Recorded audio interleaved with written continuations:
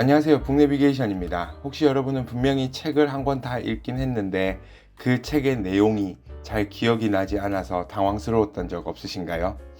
아니면 그 책의 내용을 누군가에게 설명하려고 했을 때 책의 내용이 잘 정리가 되어 있지 않아서 어려움을 겪어보신 적은 없으신가요? 파편적으로 내용이 하나씩은 기억이 나는데 그 책의 구조를 파악해서 상대방이 알아듣기 쉽게 설명해 주는 것에 어려움을 겪은 적은 없으신가요? 저는 고등학교에 입학하면서 정말 많은 양의 책을 읽기 시작했거든요. 앞뒤 가리지 않고 하루에 한 권씩 책을 읽어 나갔습니다. 그런데 놀랍게도 누군가가 저에게 그 책의 내용을 물어보면 똑부러지게 설명을 못하는 거예요. 진짜 답답하기도 하고 부끄럽기도 했죠. 도저히 이대로는 안 되겠다는 생각을 하게 되었고, 당시 학교 국어 선생님 중에 독서량이 엄청나시기도 했고, 수업 시간에 책의 내용을 정말 알아듣기 쉽게 잘 설명해 주시는 선생님이 계셨는데 그 선생님을 찾아갔습니다. 그리고 그 선생님에게 질문을 던졌죠. 선생님, 왜 저는 책을 읽어도 읽고 나면 내용이 정리도 안 되고 기억도 잘 나지 않을까요? 그때 선생님이 알려주셨던 내용이 제가 바로 오늘 여러분에게 알려드리려는 방법입니다. 그 방법으로 책을 읽어 나갔는데 놀랍게도 두 가지에서 변화가 생겼습니다. 첫 번째는 책을 읽고 나서 내용들을 잘 기억할 수 있게 되었다는 것이고요. 두 번째는 그 책의 내용을 다른 사람들에게 설명할 일이 생기더라도 쉽게 설명할 수 있게 되었다라는 것입니다. 제가 계속 말씀드리는 내용 중에 책을 읽고 나서라는 말을 제가 반복하고 있잖아요. 사실 책을 읽을 때에는 대부분의 사람들이 내용을 잘 이해합니다. 핵심은 읽고 난 이후입니다.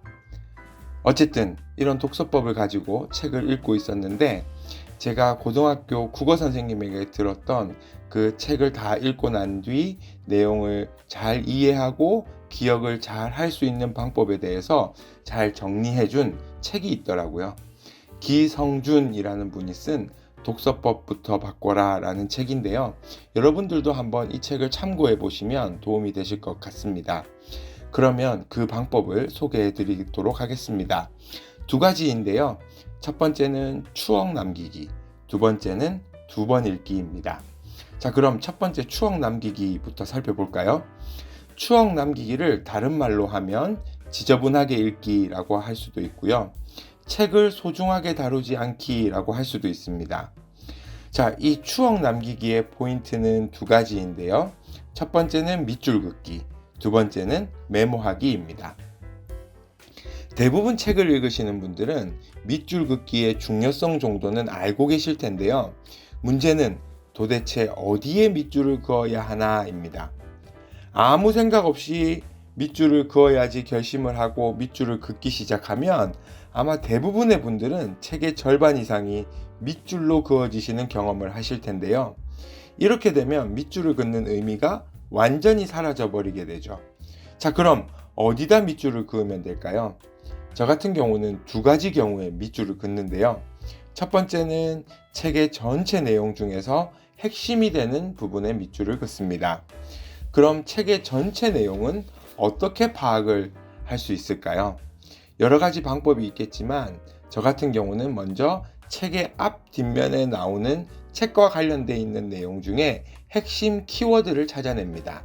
자, 여기서 핵심 키워드는 간단히 말하면 반복해서 등장하는 단어라고 생각하시면 됩니다.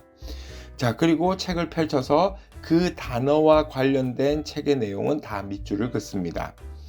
자, 또 책 전체 내용을 파악하기 좋은 곳은 머릿말 또는 서문 또는 책을 열며 라고 표현되어 있는 파트들입니다.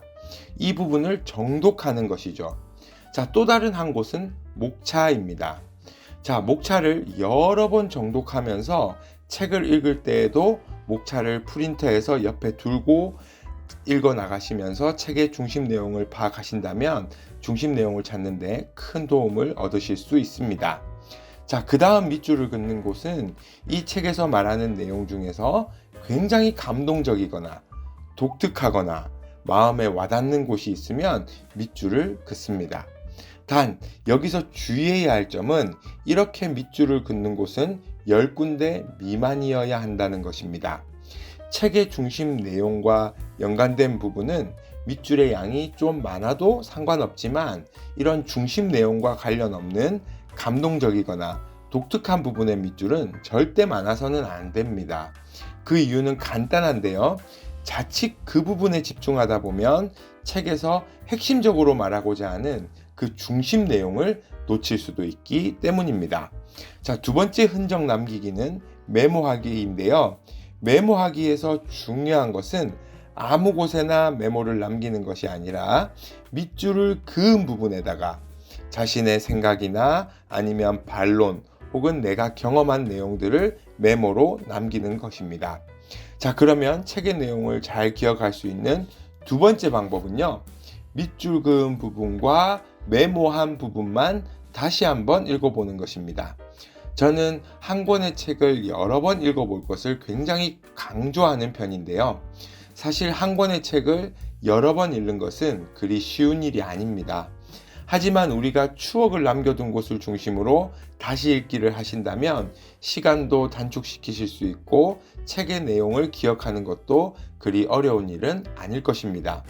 자, 한 권의 책을 읽고 그 내용을 완벽히 기억하는 것은 그것조차도 사실 쉬운 일은 아닌데요. 하지만 책을 읽어도 잘 기억하지 못한다면 책을 읽는다는 것이 무슨 의미가 있을까요?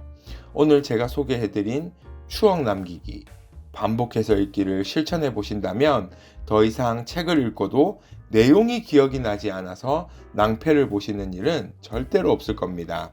자, 오늘 내용이 도움이 되셨다면 구독, 좋아요, 알림 설정 부탁드리고요. 오늘 하루도 행복한 하루 되세요. 감사합니다.